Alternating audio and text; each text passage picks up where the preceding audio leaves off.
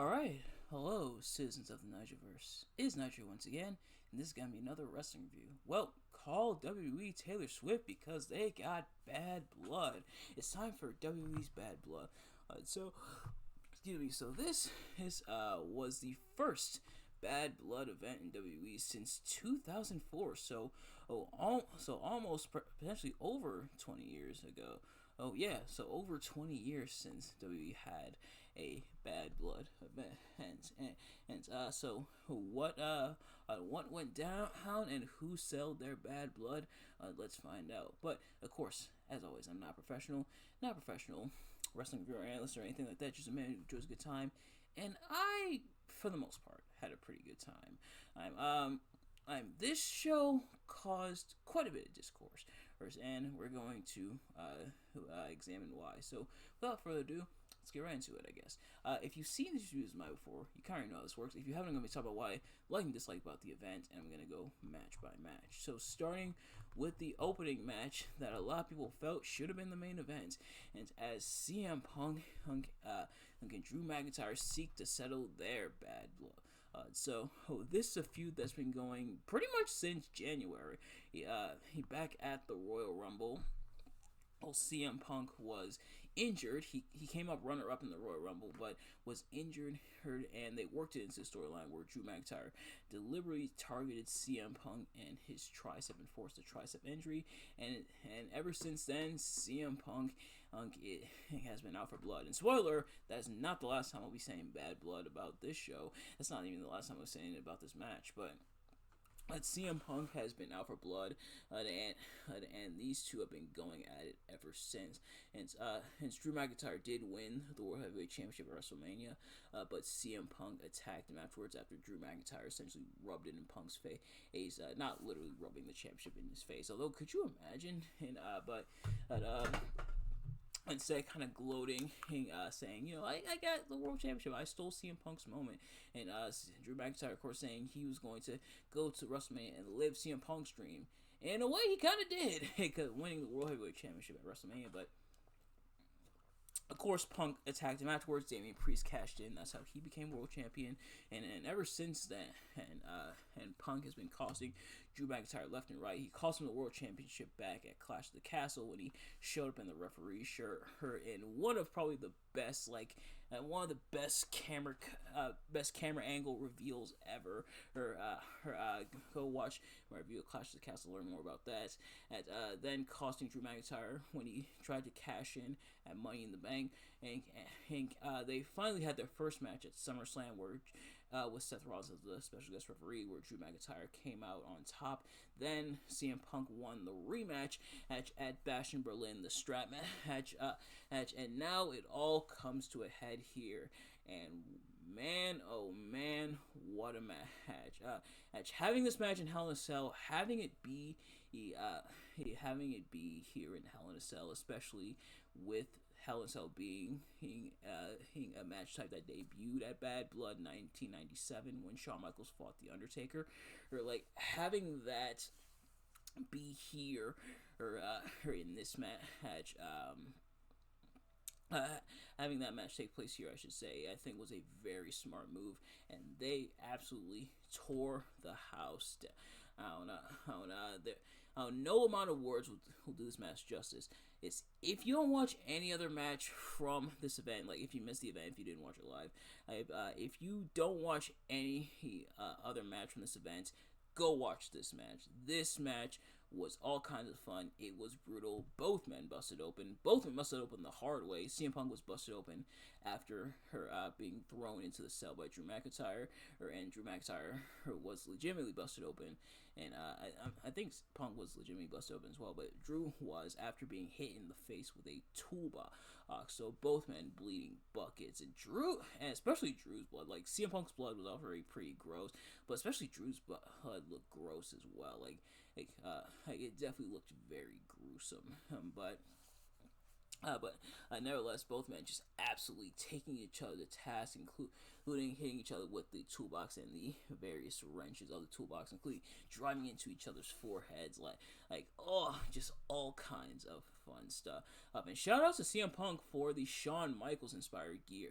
Her one of the normal stars on CM Punk's trunk being replaced with like the heart, her an homage to Shawn Michaels gear in the first Hell in a Cell match when he fought the Undertaker. And just like Shawn Michaels, CM Punk also came out on top, and what a way to end it with Drew McIntyre having the bag full of the beads. He's throwing it on to Punk before missing the Claymore and landing back first onto the steel steps. Man, what a bump. Also, I wonder, or like, hey, as I imagine, you probably have to take apart a lot of the beads to put them all in the bag for that spot. I wonder how long that took. Whoever was the employee, unless Drew did it himself, but whoever was the employee, who took apart or to each of the bracelets to have enough beads to put in the bag. If you're watching this review, which you probably aren't, but if you're watching this, please reach out to me. I do have social media. I have Facebook, Twitter, and Instagram. It's linked in the link tree. But please reach out to me. Let me know, how long did this take? This probably had to take probably at least like a couple hours or so. Please let me know how long it took to get all the beads in the bag for that spot. But Punk of course, grabbing the beads, shoving them in Drew's mouth before delivering one final GTS to put away Drew McIntyre.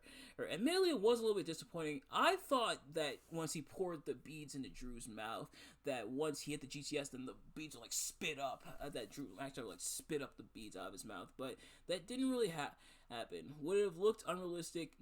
Probably. Would it have been cool? Oh yeah, but sadly didn't really get that. But we still got a damn good match. Like, a lot of people felt like this definitely should have main evented. And honestly, if it wasn't for some of the things that went on in the main event, and I think this match probably would have been a very good candidate to main event. I can definitely see this match main eventing. So yeah, just a phenomenal match, and good luck everybody else on the card. But nevertheless, next up is the WWE Women's Championship match as Nia Jax defends against Bayley. Of course, Nia Jax won Queen of the Ring, won the championship back at SummerSlam. Bayley and Naomi, which Naomi lost in the number contendership match to Bayley, or for Bayley to definitively get this opportunity. So Naomi, she still got a spot. She's still like the one of the hosts of Bad Blood alongside Bianca Belair and Jade Cargill, and we'll see them a couple times throughout the night, kind of hang out partying in like their little suite they got going up in there, or which Jey Uso is also there as well. So it's cool there. We also had some legends such as like X-Pac and DDP, which DDP recently signed a Legends contract with WWE, so congrats to him. Although I thought DDP was already signed to a Legends contract, but I guess not. DDP for W2K25. But anyway, as for this match, the championship match here, this match was pretty decent, and a few botches here. There were a number of botches, a couple moments that really didn't look great. Now, I mentioned plenty of times before, or I don't really talk about botches on the shows when I do reviews, because botches, they happen. You know, it's just a part of it's the nature of the business. Botches happen, things happen, and but I only really bring them up if it's a really nasty, scary botch, so aka almost any match involving Sabu, but also if it's like a lot of them where it's really noticeable. And in this case, there were quite a few of them. Like, there were a number of moments that really didn't look the best, unfortunately.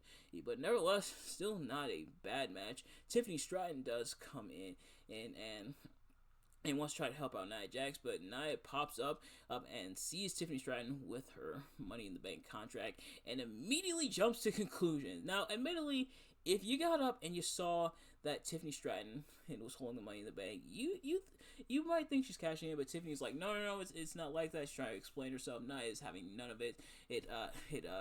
Bayley tries to capitalize off of that, but Tiffany does cause the distraction. She tosses up the briefcase to Bailey. Bailey throws it back, but Nia Jax then takes Bailey down and hits her with the Annihilator. Now, that being Nia Jax's new finisher, unless it's always been her finisher, the Annihilator / kind of like the bonsai drop, essentially. I think having that as a finish is pretty cool. And Nia, as she's getting the pin, staring daggers at Tiffany Stratton. So, and now, on one hand, I get it, hit like they're supposed to be kind of having some lines, supposed to be kind of friends, but at the same time, Nia, she's Miss Money in the Bank, and there are 2 women's champions on the roster, you and Liv Morgan, and or we will see who will be champion and after Liv Morgan's match later on. But at this point in time, because that match hasn't happened yet, there are 2 women's champions, you and Liv Morgan. Tiffany's gonna cash in on one of you. like you're not immune to it just because you're Nia Jax. That's not how that works. But nevertheless, as trouble in paradise between Nia Jax and Tiffany Stratton, perhaps. But that's still a pretty decent match, I would say. Botches aside, it's still pretty okay match. But next up, with singles action and some more bad blood looking to be settled as Damian Priest takes on his former Judgment Day brethren in Finn Balor. This one kind of a long time coming, and Finn Balor bringing up how Damian Priest kind of emerged as a leader when in Judgment Day there weren't supposed to be any leaders, which sure, but how do you explain Edge and Damian Priest and to an extent Rhea Ripley? But it caused, and then also bringing up SummerSlam 2023, how Damian accidentally cost Finn against Seth Rollins, and how things been stewing ever since. So long-term storytelling for the win, baby, yeah.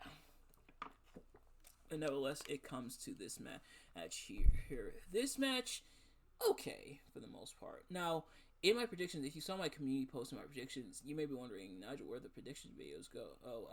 I've been doing them in community. And community posts as of late. I'm not going to do every prediction in the community post, but kind of just to drive up engagement there.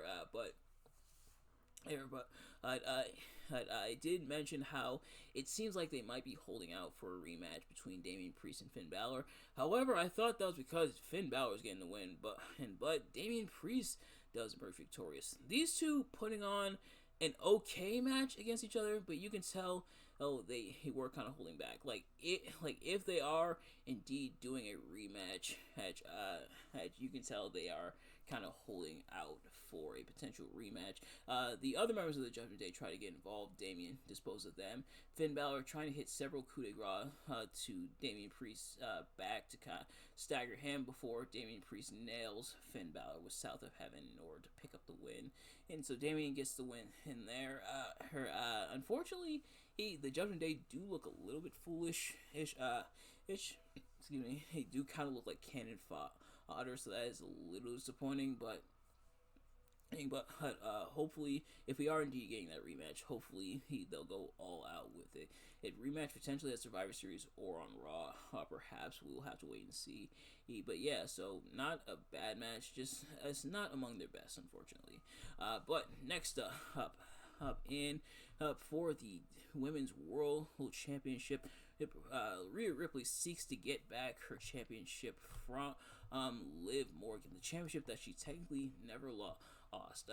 So of course, back at SummerSlam, Dominic Mysterio cost Rhea Ripley against Liv Morgan, and Liv Morgan became Women's World Champion. And while Rhea Ripley was injured, in fact, Liv was the one who, in kayfabe and kind of real life, although in real life it was more of a freak accident, but in kayfabe was the one who injured Rhea Ripley. So Liv continuing the Liv Morgan revenge tour, and of course Dominic and Liv are now the new seemingly power couple in WWE. A lot of people have kind of pointed out how wonky this feud has kind of been, and admittedly, yeah, kinda, but nevertheless, for this match, stipulation is that Dominic Mysterio is going to be locked inside the shark cage and is suspended above, not the ring, where I thought it was going to be suspended, but more so above the entrance ramp, which admittedly is kind of weird. heard how it was placed there. But I'm afraid of shark cages and heights. Apparently, admittedly, I'm also afraid of heights. That being said, though, Dom's not that far up. You should be okay. But I do love Dom's kind of overacting in this one. Dom definitely helped move this match along, with Dom like kind of freaking out how like while in the shark cage and kind of yelling throughout the match, kind of being freaked out. That is commitment to the bit.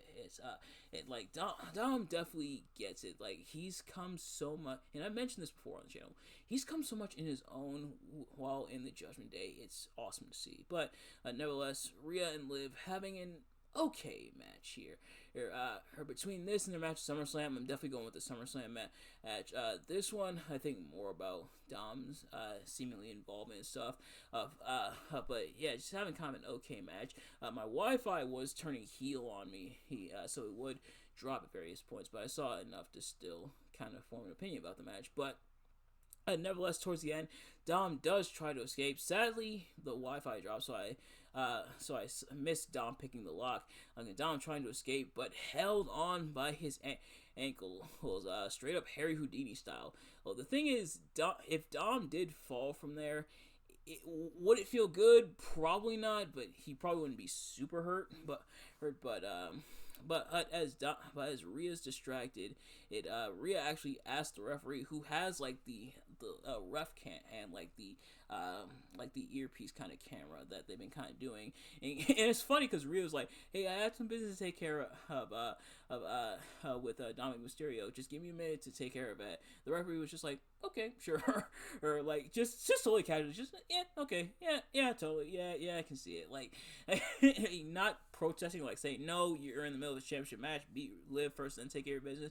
It's Rhea just asked him. I mean, it's not like he's saying it because he's scared of Rhea. Yeah, he's more so just saying, and just like the friendliest way possible. Just yeah, okay, yeah, sure, totally go for it. But Rhea picks up the kendo sticks and whacks Dom like a freaking pinata. It immediately was hilarious. But from behind, Raquel Rodriguez shows up and attacks Ripley. She is aligning herself with Liv Morgan, and kind of an awkward moment. This is where things kind of fall off the rails a little bit.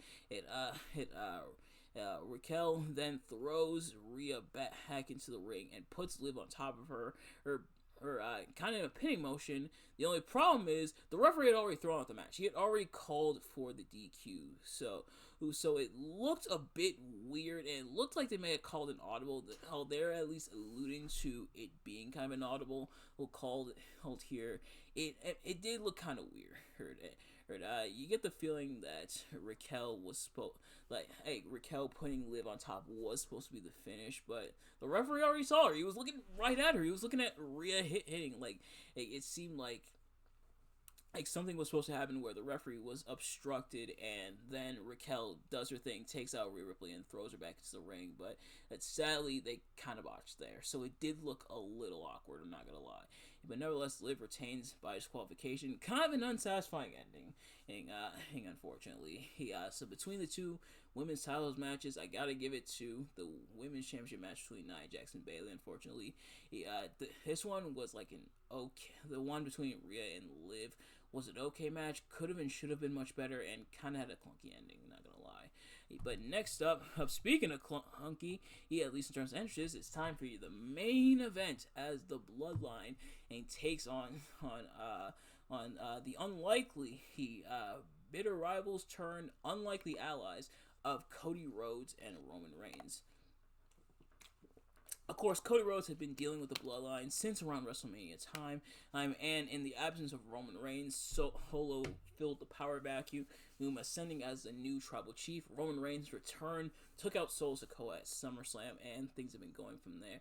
They're also helping out Cody as well. They kind of had the confrontation that a lot of people really loved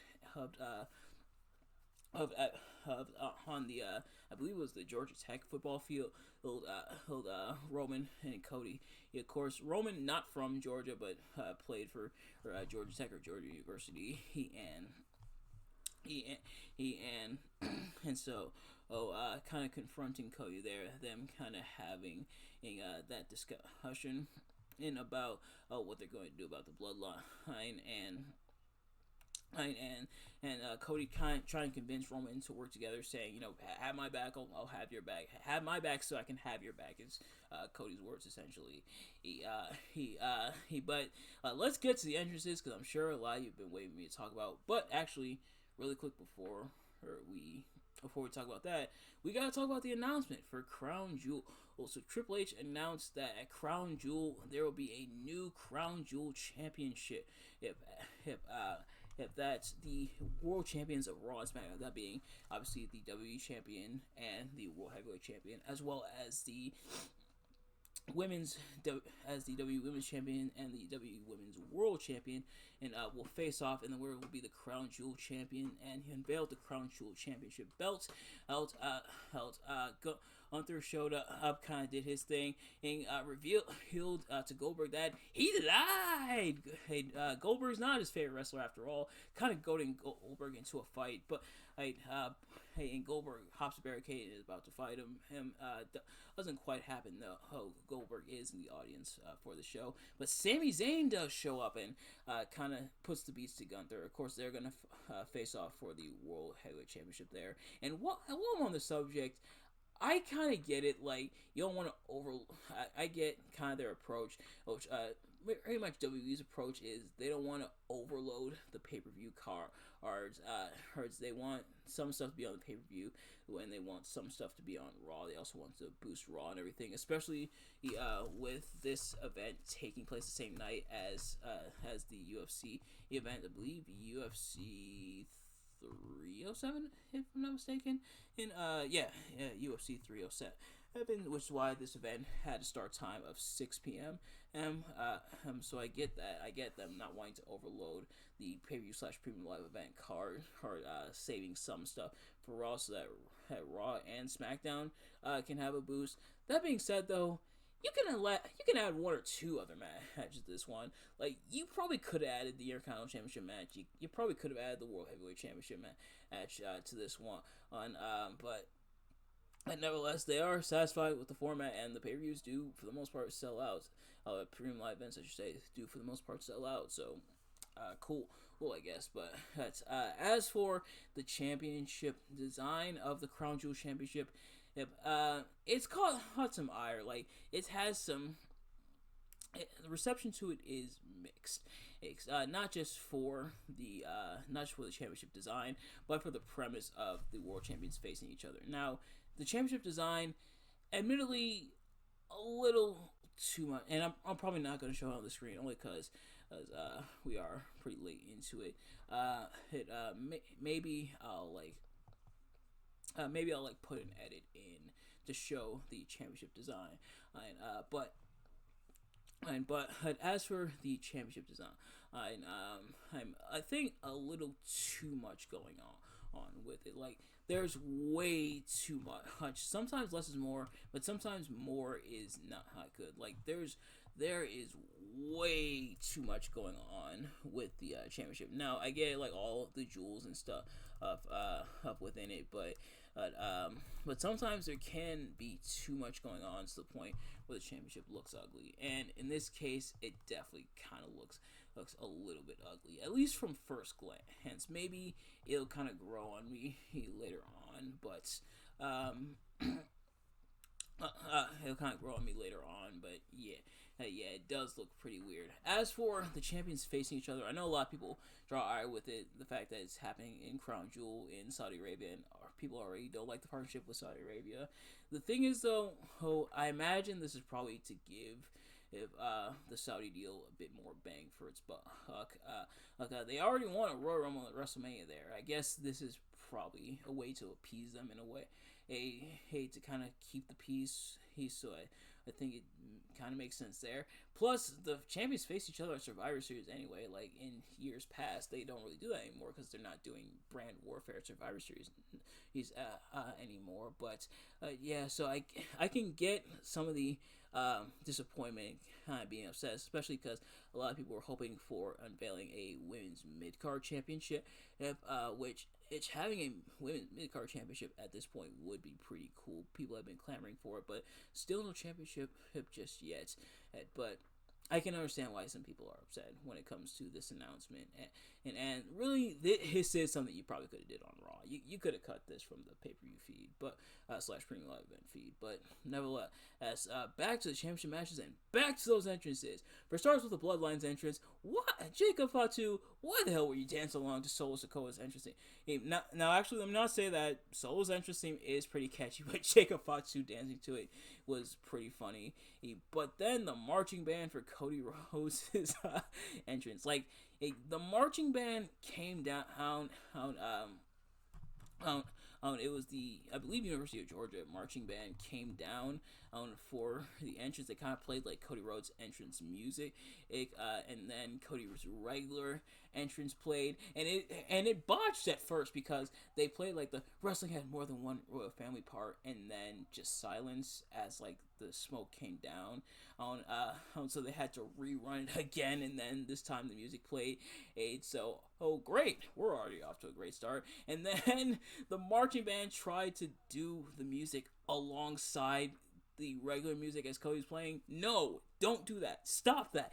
You play the marching band's part, then you have them leave and everything, and they have the marching band and like the dancers and everything, and you have them leave. You have them walk past Cody, have Cody high five them, whatever. But then you play Cody's music regular. Trying to mix that with the marching band just looked really, really weird and really, really bad. I got a lot of secondhand embarrassment from that. Just watching that, it was not a really good look. And then Roman's entrance had like the chorus and everything.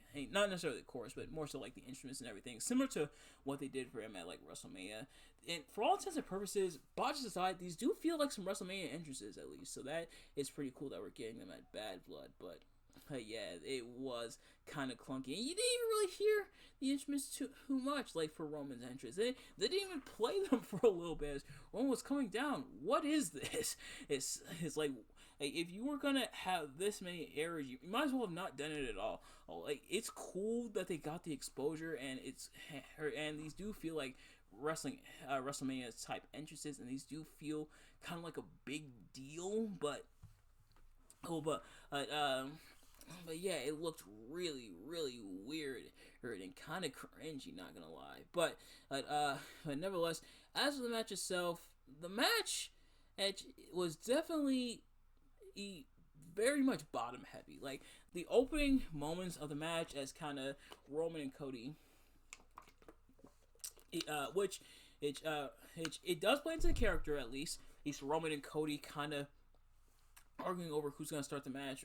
Cody saying, I'll start the match. Roman's like, you want to start? Okay. It kind of determining who's gonna start here, and then Solo and Jacob going in and out. And mainly that part was kind of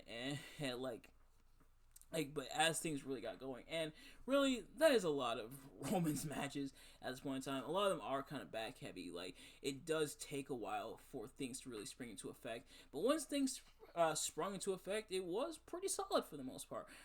Cody and Roman, and again, it made sense storyline wise. It's like it'd be a lot weirder if Cody and Roman all of a sudden were like this super dynamic, super in sync tag team. They kind of had to struggle to work together. These were rivals turn allies for this match. Meanwhile, Solo and Jacob had a lot more experience working together, and Jacob following Solo's orders, which it's also they're finally letting Jacob Fatu talk as well, which is pretty cool. But also holding back on some of the interaction between Jacob and Roman, and so holding on to that for the time being, I think is interesting, but they do have some interaction, but once things really got going, then things really got going, especially with another hooded figure showing up, not like the one that showed up at the CW premiere of NXT, which should be out by now by the time this video goes up, so if you haven't already, go check out that video. But this hooded figure, her takes out or shows up behind Tama Tonga and Tagaloa, who do show up to try to run interference.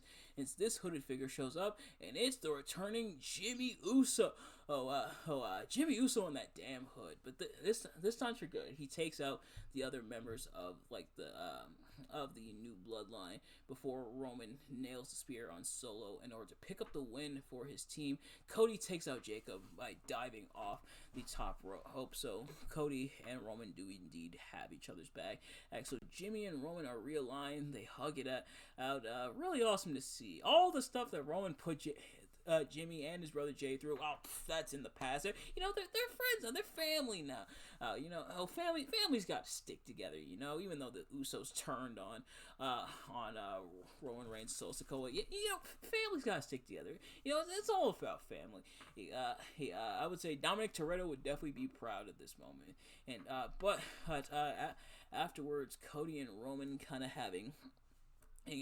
At first, Cody being attacked by the new bloodline before Roman and Jimmy do make the save. And it was a cool moment, Jimmy kind of convincing Roman to go back for Cody, saying, you're going to have his back, but also saying, I'll follow the tribal chief.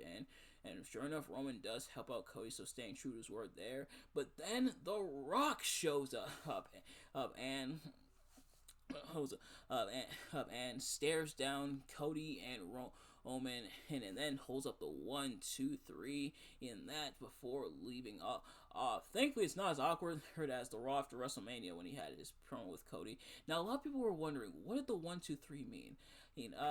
I'm kind of interpreting that as him pinning Cody 1, 2, 3, because he did pin Cody, who is the current champion, 1, 2, 3 in their tag team match at WrestleMania Night 1. And on WrestleMania Night 1, Rock did pin Cody off the people's elbow, no less. So things far from over when it comes to Cody Rhodes and the Bloodline. But someone else who has a bone to pick with Cody is Kevin Owens. And it's because after the show, Kevin Owens attacking Cody Rhodes. Now, this is a really interesting way to do this turn. Essentially, Kevin Owens attacking Cody after the show without cameras rolling. It was caught on fan footage. That is pretty cool, I'm not gonna lie. Like, that is a big risk. Like, having fans and be the ones to record Cody and Kevin having their interaction before Kevin turning heel on Cody and attacking him. Having it be through fan recording to add more to the realism, that's a pretty big risk, and one that's paying off, because this is the modern age. This is essentially the social media age, and so fans were probably going to record it nevertheless. But adding to that realism and adding more to the unpredictability, showing even more unpredictability when it comes to WWE. I think it really works out, and having that moment, like I mentioned, definitely is risky. Like, if that backfired, it would have looked really, really weird, really, really bizarre, and not good. But the fact that they did it the way they did, I think, was very smart, and it absolutely worked. So how will things continue with Kevin and Cody now that Kevin has indeed turned on Cody and has pulled the trigger? We will have to wait and see. But nevertheless, that's going to do it for Bad Blood. So pretty okay show for the most part. In terms of strongest match of the night, definitely the opener. Like, the opener and the main event, I think, really helped the show along. The stuff in the middle is kind of admittedly, but the opener and the closer definitely. And that Hell in a Cell between CM Punk and Drew McIntyre, some already calling it an all-timer. Do I think it's an all-timer? It very much is a possibility. Do I think it's match of the year? It might be a possibility, but those guys definitely brought it, and they definitely earn all the respect and accolade. It's definitely a phenomenal match, and a phenomenal way to open the show. And if that was the main event, if they decided to go with that main event, apparently they were debating on what the main event of the show was going to be. It was either going to be this or the Bloodline match. Now, with The Rock coming back and with Jimmy Uso coming back, and the fact that it's the Bloodline, and you could kind of see why. Okay, yeah, it's obvious that's going to main event probably. But if this match did main event, I don't think it would have been a bad main event. It would have been a really solid way to end off the show as well. So Oh yeah, all the props in the world to CM Punk and Drew McIntyre. They have definitely earned that respect when it comes to that match. As for the weakest match, sadly, I gotta go with the Women's World Championship. It could have been better. It should have been better. The clunky ending definitely ruined it. The story, I think the story could have worked in the match if it was played off a little bit better, but sadly, it did kind of fall apart a little bit. But nevertheless, that is going to do it for this review. Thank you all so much for watching. I hope you enjoyed. If you did, please do me a favor, like, comment, subscribe, share with your friends, and turn on those notifications so you know every time I upload a video so you can see as soon as it drops. So let me know in the comments what your thoughts on Bad Blood, and do you think this should be an annual pay-per-view? But nevertheless, thank you all so much for watching. I'll see you guys later. Peace.